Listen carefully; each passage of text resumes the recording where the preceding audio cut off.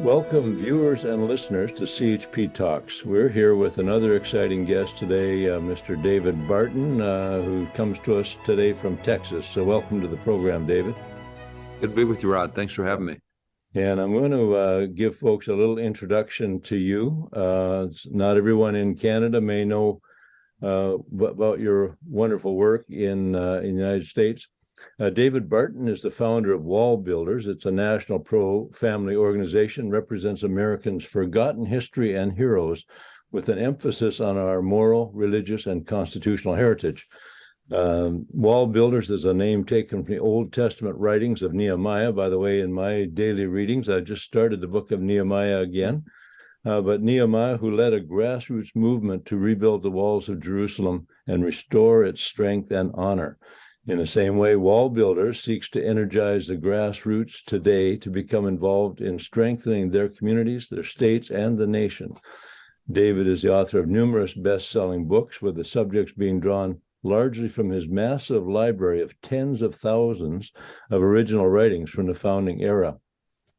He is a sought-after speaker, bringing the truth of America's history to churches, civic and military groups, schools and universities, and community events.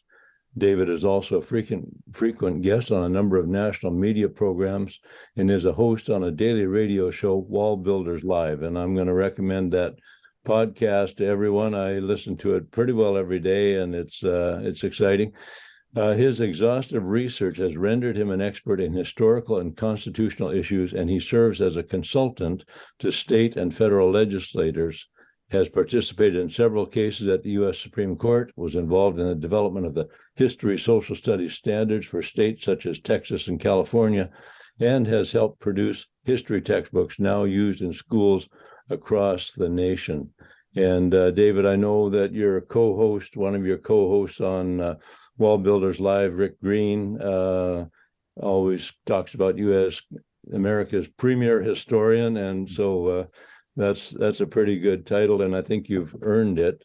I have a bunch of your materials here. Oh, wow. Keys to Good Government, the Speaking Biblical Truth to a Secular Audience, Original Intent, and of course for most of our listeners in Canada, but the role of pastors and Christians, thinking biblically, Second Amendment, ethics. I got a handful of them here.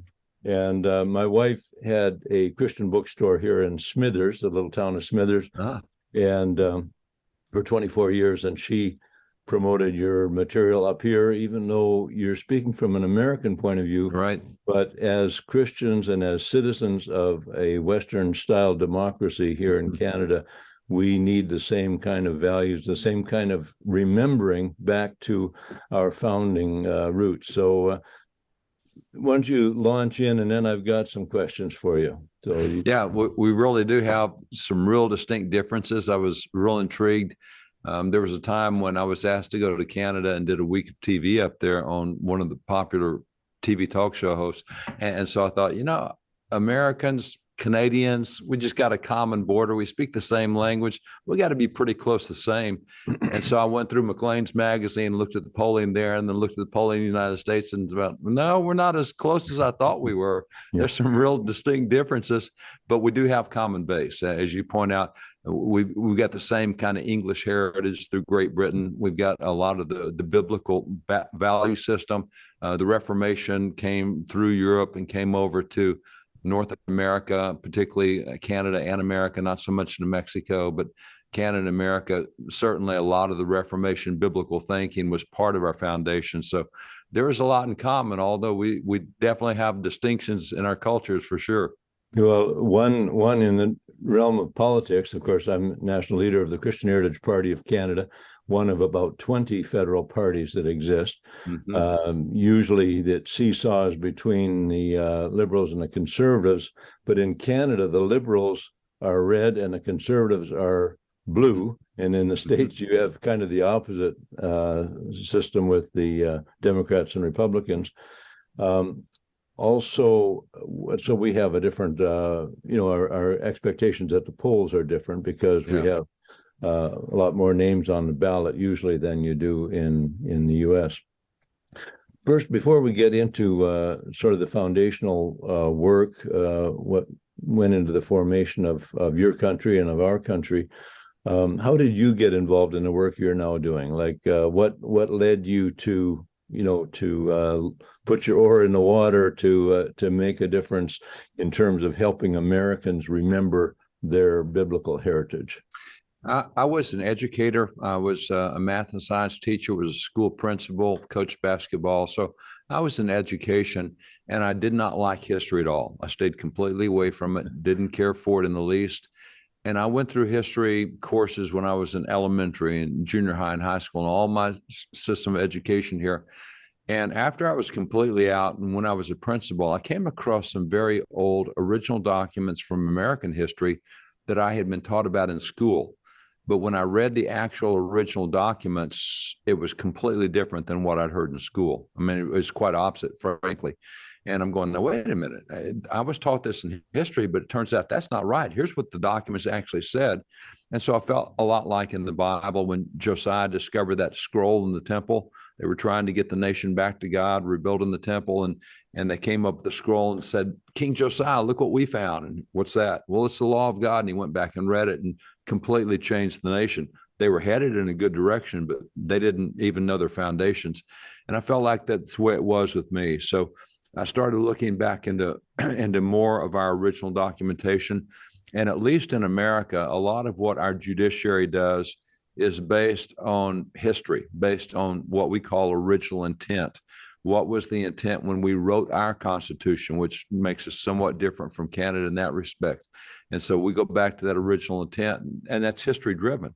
So what we find is if an agenda can be introduced into history, as it is now being introduced with a lot of Marxist groups in America, they just completely rewrite history. And people that don't know better believe that and say, well, if that's what America always was, then that's what we need to be. And so we have, one of the things that has been a big thing here in America is rewriting race relations. Rewriting race relations in such a way that they're trying to put groups against each other. And of course, that's what Marxists do. They need conflict. That's what they have to have. And it doesn't matter whether it's between races or between genders or between ages or socioeconomic groups. They just always need conflict. And they found a pretty good seedbed here in America over the race issue. And so most Americans are now thinking that we're the most racist nation in the history of the world. And that's because of the way our professors are starting to teach racial history in America, which is not accurate. And again, we have about 160,000 items in America. Our stuff goes back to the time of Columbus. We got stuff from the time of Columbus all the way through the Bible that landed on the moon with Apollo 14 when we were sending guys to the moon. Apollo 11, before the first two guys got off of the moon, Neil Armstrong, Buzz Aldrin, they actually took communion on the lunar landing module before they got off. And that was Apollo 11. When we went back on Apollo 14, we actually built an altar on the moon and left a Bible on the moon. So we have one of the Bibles that went to the moon. So we've got all this history stuff. And it's just that Americans really don't know their history. And in America, that means you're open for a political agenda that may not be a very safe one, a very accurate one. And since we are built on tradition and we've had court decisions here for 400 years, we really need to know our own history. And that's what we do at WallBuilders with all these original documents is take people back. And then not that history itself is totally what's needed. In America's case, our history is very much grounded in Bible and biblical beliefs and biblical policies. We find that the best, for example, most Christians aren't aware today that in the Bible, it covers 7 different forms of government. It covers democracies. It covers what are called republics in Exodus 18 and democracies twice in the Gospel of Matthew, et cetera. And our founding fathers went through all that and said, well, looking at these 7 forms of government in the Bible, here's the one we want. And so they chose a Republican form of government. And they cited Exodus 18:21, Deuteronomy 1:15 and 16, Deuteronomy 16:18.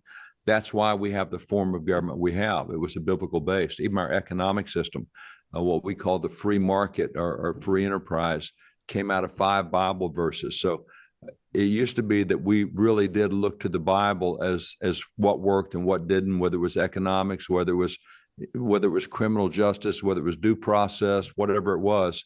And that's something that's we're moving away from in America, which is not good. We're becoming more secular as a nation. Even Christians in America know less about the Bible than any previous generation in our own history. So that's a challenge for us in America. Yeah, in Canada at Confederation 1867, they looking for a name for the country, and Sir Leonard Tilley came down to the group in the morning. He said, in my devotions this morning, I read this: he shall have dominion from sea to sea and from the river unto the ends of the earth. And so it became the Dominion of Canada. So there was that recognition of the importance of biblical wisdom, even back at Confederation in Canada. Of course, we've lost a lot of that respect, but over the door entering into the Parliament, it has, he shall have dominion from sea to sea and from the river unto the ends of the earth. So there are some foundational roots here, but people tend to forget, even as the Israelites forgot their great heritage and forgot the wonderful things God had done for them. So David, you've been at work for a long time. My first introduction to you was this is a VHS, still in that format, but how to communicate biblical truth to a secular audience. And we have to admit, in both the United States and Canada, we have an increasingly secular audience that is not biblically literate. They don't haven't been taught some of the principles and history of the Bible. And that really touched me, and that's a number of years ago, what you had to say there. And how has that message changed? How, in your view, the wisdom of reaching out to those who don't have a Christian understanding in their own world, but we share the same values: don't lie, don't steal, don't kill, don't commit adultery, do unto others as you'd have them do unto you. Those all are biblical values, but they can be expressed in a country or in a family or in a government where not everyone adheres to the Bible, but they still have the basic values God put in our hearts. So maybe you can speak for a minute or two on that topic. How do we present the truth in such a way that those who are not Christians, don't call themselves Christians, can understand it and respond in a favorable manner? Yeah, there's a lot from the scriptures in there. The piece you just mentioned, speaking secular truths and biblical framework, speaking biblical truths in a secular world. There we go. Yeah. It goes back to Paul in the book of Acts. He gives 13 public addresses in the book of Acts. And there are times when he uses scriptures and expounds scriptures, and there are times when he does not. And what you find is every time he's in the synagogue, he quotes the scriptures. When he's in the public square, he doesn't. When he was at Mars Hill in Acts 17, he said, well, I see from your idols here and I see your gods, and here's an inscription over here. And he took what they had and brought them to where he wanted to go. And so in 13 different places, you'll find that if he's in the synagogue, he uses scriptures. If he's not, he will connect with them in their culture wherever they are. And that's part of what used to be known as Gregory's 7 laws of teaching. If you are a teacher and want to connect with your audience, if you're a third grade teacher and want to connect with the kids, one of the major laws of teaching is you have to take them from what they don't know to what you do know, and you have to find things in common to move them there. You want them to have the knowledge you have, but if they don't have any basis of starting with, a third grader doesn't know what a college graduate knows. So what can you find that they do know and bring them in your direction? Right. And so that's what Paul would often do. In the case of Acts 17, he said, I see here that you have an idol to the unknown God. And well, interesting. Let me talk about that. And so he would take what they knew and move him in his direction biblically. We do a lot of that in America for a lot of secular folks. Say, may not be religious at all, but they really do like living in a culture where people live by the golden rule that Jesus taught out of Matthew 7. They like a culture where you practice the Good Samaritan, you help others, whether you know them or not. And so it provides a very good culture. And so when you can point to things that they agree with, even though they're not religious, and move in that direction, say, look at the benefits that have been produced. One of the ones I love, There was a book done back in 1961. Originally, it's been updated several times, but it's called None of These Diseases by Dr. S.I. McMillan. And in None of These Diseases, it says, here's what the Bible says about health codes, but here's the scientific evidence that proves the Bible is right on health codes. And God got this right thousands of years before the medical community got it right. And so he goes through and shows all the revolutions that have happened in medicine and elsewhere by using the scriptures.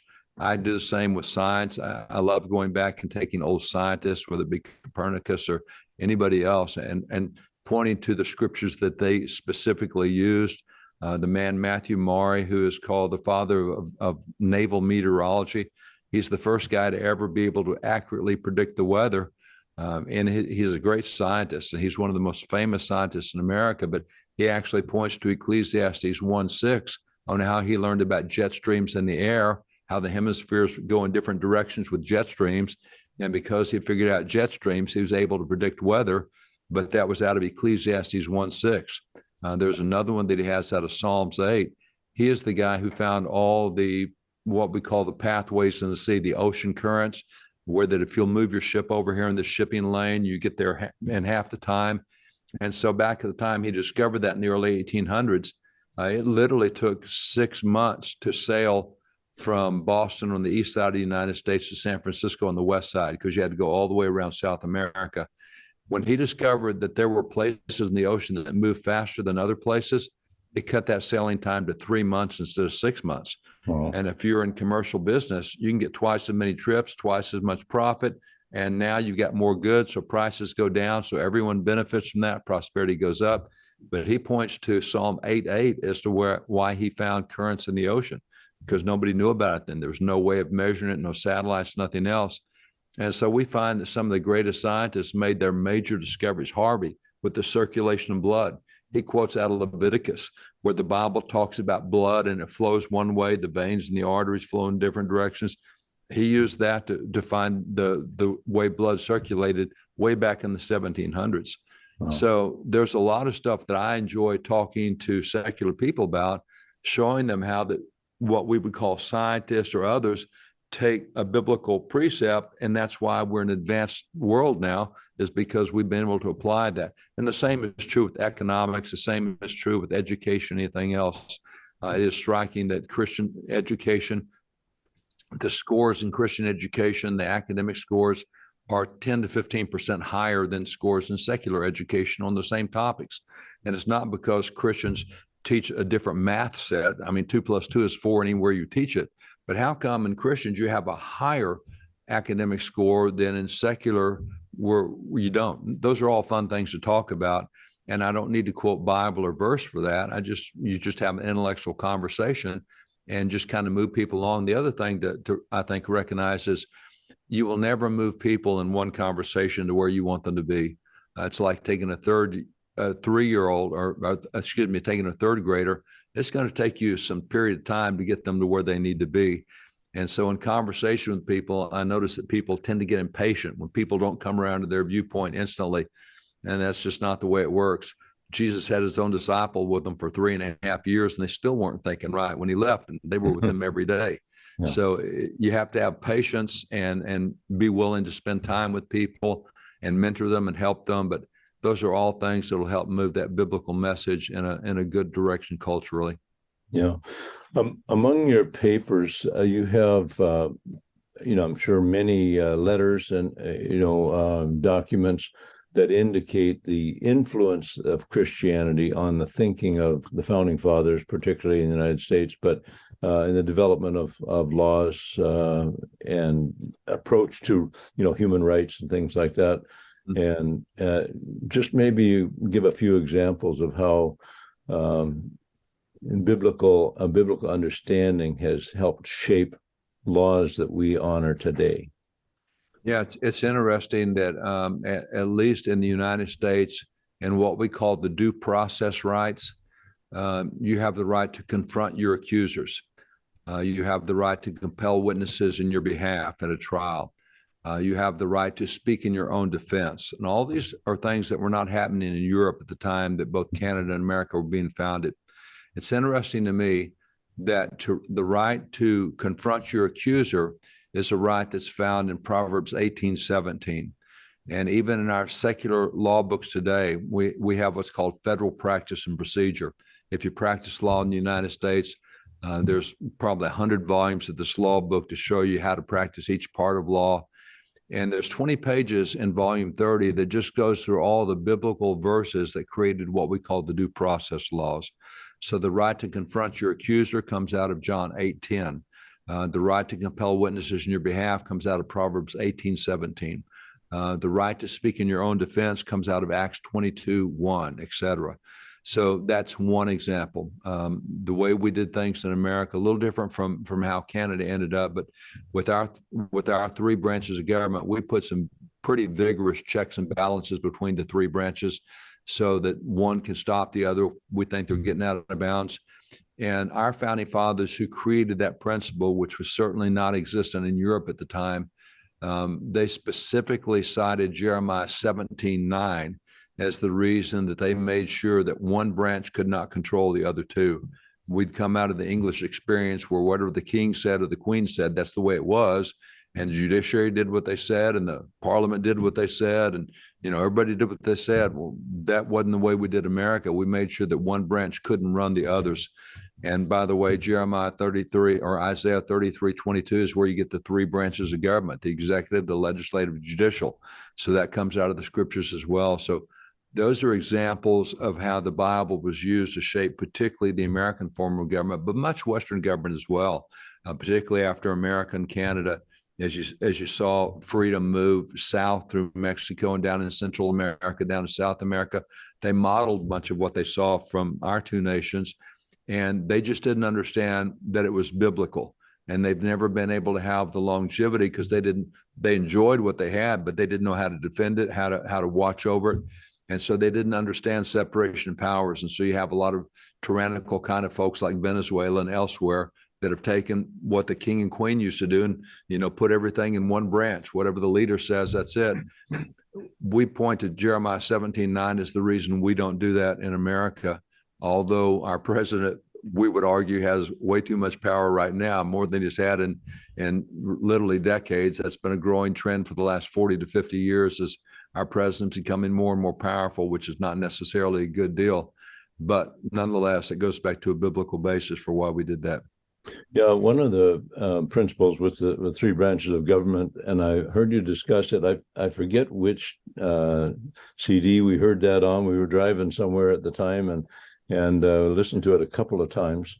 And it had to do with the fact in the United States that the three branches, that right now we see both in Canada and the U.S. and maybe around the world that the judiciary has a grip on things, and you said there is no the judiciary in the United States does not have the right and authority to dominate. They're not the final word. The three branches do balance out. I know in Canada, and I think it's the same in the States to some extent, we have abortion on demand here in Canada because of a Supreme Court decision. We have made now medical assistance in dying, killing over 10,000 people a year in Canada.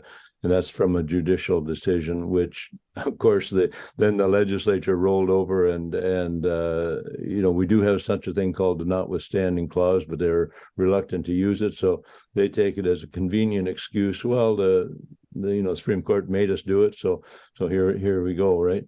And that it's troubling. I know here in Canada, I'm sure in the States, where you're being pushed in a direction you don't want to go by 9 unelected judges.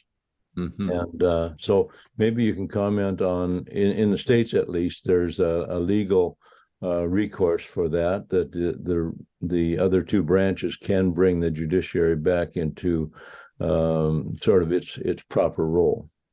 Yeah, constitutionally, we have the ability to do that. A lot of times it's not practically there because the people don't even know what the Constitution says. And so it's like having a tool in your toolbox and you didn't know it was in your toolbox, and you could fix a problem with it if you knew you had the tool, but you didn't know you had the tool. Right. And so we have a lot of discontent at times with judicial decisions. Now, I will say in the last 5 to 6 years, the American judiciary has made a fairly radical return toward being one of the three branches rather than being the one of the three branches. Right. Like you, we got abortion in America not because our legislators passed it, not because our elected officials passed it, because our judges said so. We have gay marriage in America not because the people wanted it, not because the legislature said so, because the court said all 50 states in America, here's what you're going to do for marriage. We're going to tell you what marriage is. We have the same thing with religious expression. We used to have prayer and Bible available in schools, and the court said, no, we want everybody to become secular and be secular, and we're going to limit where religion's expressed. All of that was done through the courts. I've been involved in 13 cases at the U.S. Supreme Court, and typically with religious liberties, we will win a case every 4 to 5 years. This year, we won 5 cases at the U.S. Supreme Court on religious liberty, and Americans now have more religious liberty available to them than we've had at any point in 60 years in America. And so what happened, the overall story was back in the 1920s, progressives, particularly who think in terms of everything is always evolving, they were, well, law needs to evolve too. We can't use a document that's 150 years old. That's way too old. It needs to evolve. And who needs to be in charge of evolving the document? Well, certainly not the people. It needs to be us, the leaders. And so in law school, they started teaching that judges were the ones in charge of the Constitution. They're the only ones that can really understand it. Wait a minute. Where did you get that teaching? But what happens is we have deferred to them, and the American people deferred to them and said, well, I don't like it, but if that's what the judges say, we're going to have to do what the judges say. And we lost our checks and balances. That is now coming back. And so in America, we are very much in a culture war. There's very radical progressive folks who don't, I mean, they're secular all the way. They love conflict. They love societal destruction. And there's traditionalists that say, no, we've had a pretty good system. The average constitution in the history of the world for 5,800 years, the average constitution lasted 17 years. America's had our Constitution for 235 years. Don't see any reason to do what everybody else does and go every 17 years. Right. What's happening in Ukraine is pretty typical for most nations. That's not America. And so there is a pushback here of the people saying, no, we're going back to our documents. We're going back to what's worked. We're not going back to letting our president or letting our Congress or letting our courts tell us all what our life is to be like. People are in charge, and that's the biggest title in our document is we the people. And sometimes our leaders forget that it's about the people, and they think it's about themselves. And that happens when the people don't know their own rights and their own documents. If the people know their own history, their own heritage, their own documents, know how things came to be, why things are, it's a lot easier to preserve things than when you forget.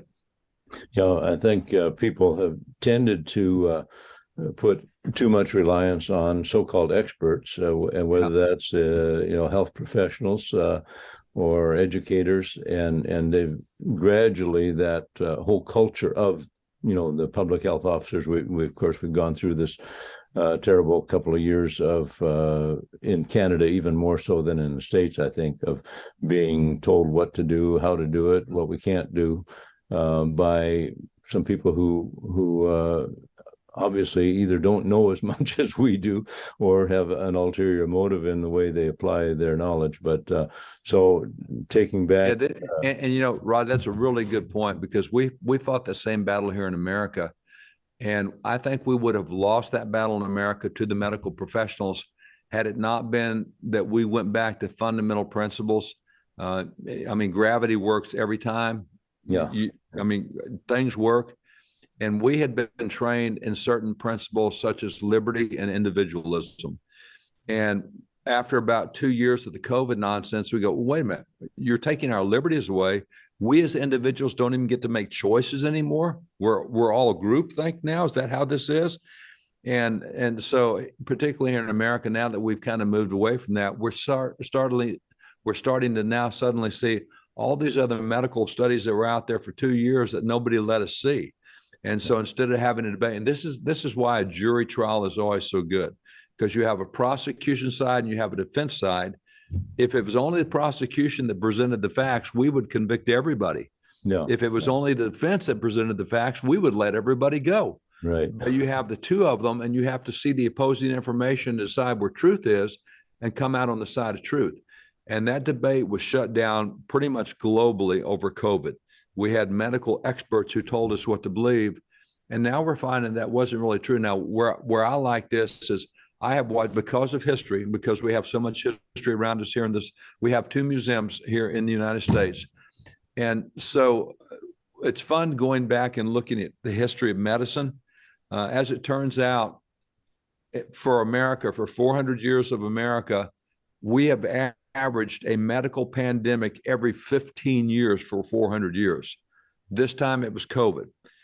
We had the Spanish flu, we had the Hong Kong flu, we had the swine flu, we had the Asian flu, we had diphtheria, we had smallpox, we had cholera, we had measles, we had yellow fever, we had all these epidemics. And always before, there were certain guiding principles. But this time, we just let the experts take over. And they violated all of our principles of liberty and freedom, et cetera. But one of the things I enjoy is I have medical journals from back, for example, 1831. In 1831, medical journal back then, all the experts are together. And back then, a big cause of death in the United States was burning. On average, because women cooked in open fireplaces and they wore the larger skirts. Generally, a house would burn down once every 6 years on average. So you're having house fires all the time, and people are getting killed in house fires. And they've come up with this new discovery that'll save lives. It allows you to put on a suit, and you can walk into the fire and pull people out of the fire. They have a shield that you can use on the shield and put over your head, and it'll keep ashes from falling on you and keep you from being set on fire. And it's got a mask, it's got gloves, it's just full protection. This is 1831. It turns out the suit was made completely out of asbestos. Now, nobody knew back then how harmful asbestos was, but here science is telling us this is the great thing, use asbestos. And in that same journal, they give a major warning. They say, if you get hot, do not ever drink cold water when you get hot, because that will kill you instantly. If you drink cold water when you're, wait a minute. We all know that. We laugh at it now, but that was cutting edge medicine back then. And medicine has changed every 5-10 years throughout, eternity. And that's why you have to come back to principles of individualism, principles of freedom and liberty. And we have to make sure medicine fits within that framework, not the other way around. And that's what a lot of Americans forgot when COVID hit. Yeah, I use the example, Dr. Ignaz Semmelweis, who in the mid-1800s was persecuted for pushing the idea that doctors should wash their hands before working on a cadaver and delivering a child. And his way worked, washing hands, which is a biblical principle, by the way. It worked, and fewer women were dying of infections from the being delivered of a child with a doctor with unwashed hands, right? So anyway. And, it was funny, too, because when a lot of that was going on, the doctors were washing their hands in the same bowl. They said, I'm washing my hands. Said, no, the Bible says it has to be in running water. Yeah. And so they started using that running water instead of reinfecting their hand. They were washing their hands, but it was in the same bowl, and they're sharing all the germs with everybody else. And so literally it's no. Get back to biblical principles of medicine. And again, that book by Dr. S.I. McMillan is so good on that, showing how the Bible has shaped medicine more than the other way around. It's a really fun book. Yeah, awesome. Well, David, have a lot of other questions, but I know you are on a timetable. You've just flown in this morning from Nebraska, and you have a meeting to go to. So I can't take any more of your time, but I'd love to do this again someday. And can you give the location people can find out more about your work with WallBuilders? Yes, sir. WallBuilders, as you mentioned, is out of the Bible book of Nehemiah. It's restoring or rebuilding a nation. And so wallbuilders.com is the website, and we've got lots of social media stuff. We got, all the normal things, Instagram and Twitter and Facebook and all the social media stuff that's out there. We've got several channels, YouTube, et cetera. So people are welcome to see what they can about Bible and how it applies to culture. Yeah, wonderful. And I say I listen to you pretty well every day. I enjoy the the banter between you and Rick Green and your son Tim, and you guys just do a great job, and you're an inspiration. I think we don't have someone quite of your caliber digging into Canada's foundational documents. We have some good people here doing a lot of good work, but I wish we had you here doing our Canadian work. But maybe you will inspire one of our citizens to take up that challenge. It's interesting, Rod, you saying that. I kind of got first exposed to this kind of history back in about 1986 and 88 was the first time I didn't know America had anything Christian in its background. And I got exposed to a book called Rebirth of America. And it was done by the DeVos Foundation, but at the same time, they did one for Canada called Rebirth of Canada. Mm-hmm. And it went through the Christian heritage of Canada, and I'd never seen that either. And I had no clue that Canada and America had the same kind of Christian background heritage. I knew we had a lot in common, but didn't know the Christian heritage was that close. And so that book that came out in '88 on the Rebirth of America and the Rebirth of Canada, two different books, but done by DeVos Foundation, was really instructive for me. It was a lot of fun getting exposed to Canadian history back then. Wonderful, wonderful. Well, thank you so much, David Barton, for joining us today on CHP Talks, and look forward to having another chance to chat with you about some of these other things in the future. So God bless you. Look forward to being back with you, Rod.